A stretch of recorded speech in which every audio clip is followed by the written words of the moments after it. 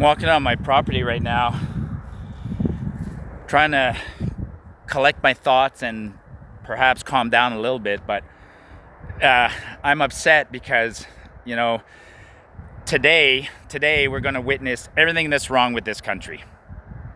I think so. There's an event going on in southern BC. There's a farm right now that's being raided. It's a long story, right? This farm they have ostriches. The ostriches are used, the eggs of the ostriches are used for scientific research and et cetera. And then, 6 months ago, a few ostriches were sick with the bird flu, died, and then Health Canada or the Food Inspection Agency ordered a direct cull. They ordered that all the animals be killed, which is an old, outdated, archaic policy, right? I mean, we have modern technology. We could isolate some animals and protect the rest of the animals and do things like that. But it's completely archaic, and so that's one problem. So it shows one problem, which is we have archaic rules and we're unwilling to discuss rules and change rules. And we also have a problem where we have elected officials who pass on these massive powers to bureaucrats, and then the bureaucrats are the ones who make the rules, like we saw during COVID with Dr. Tam and Dr. Hinshaw and Bonnie Henry and whatever. Like the wrong people, the people who don't face any consequences are making the rules. So then so the poor people at this farm, they tried to exercise their rights and of appealing and stuff like that. But don't fool yourself, because appealing a decision from the government is a waste of time, okay? It's lawfare, it's costly, it's complicated, it's designed for you to lose. You will not win an appeal against the government. You have no rights. Don't even think about it. The moment the government violates your rights, you have no rights. You have no recourse.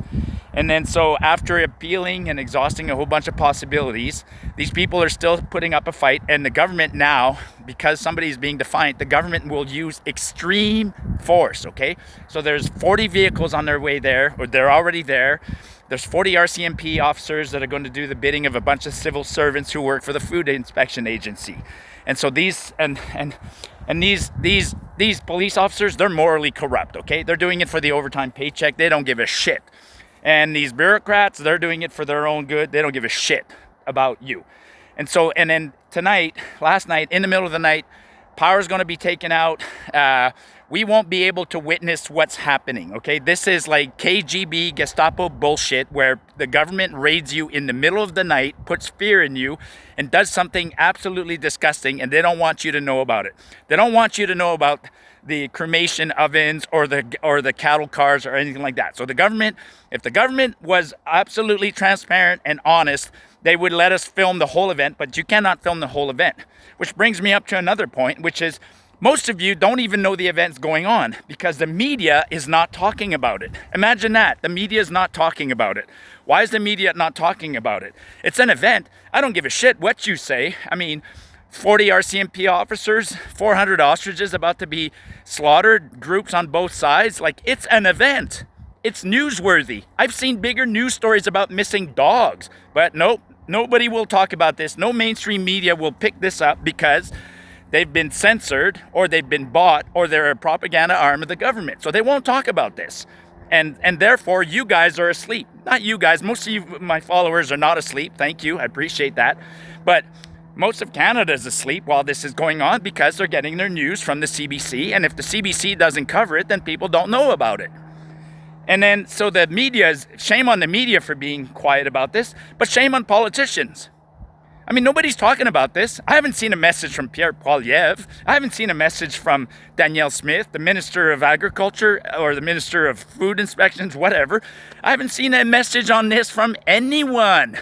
Poilievre, Mr. Poilievre, you have no backbone, man. I know what you're doing. You're waiting for the polls, or you have some polls that said, unpopular opinion. Don't wait in on this one. That's not leadership. That's not courage. That's why you keep losing, conservatives. That's why you guys keep losing. You have no moral backbone.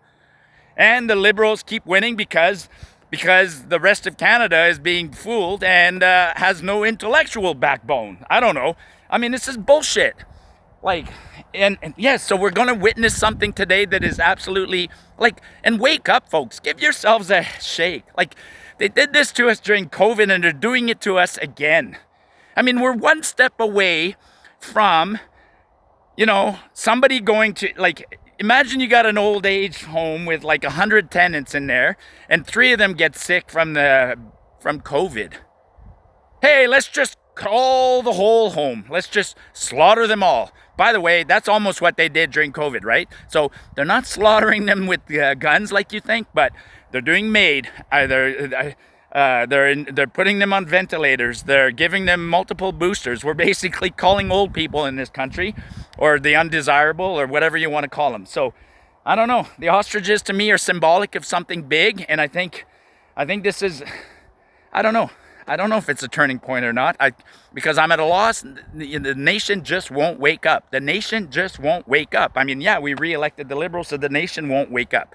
But if this happens, I mean, I've given up on Canada. I've given up on Canada because everything that's wrong with Canada, you know, I figured that out a long time ago. It's a failed experiment. Confederation's a failed experiment.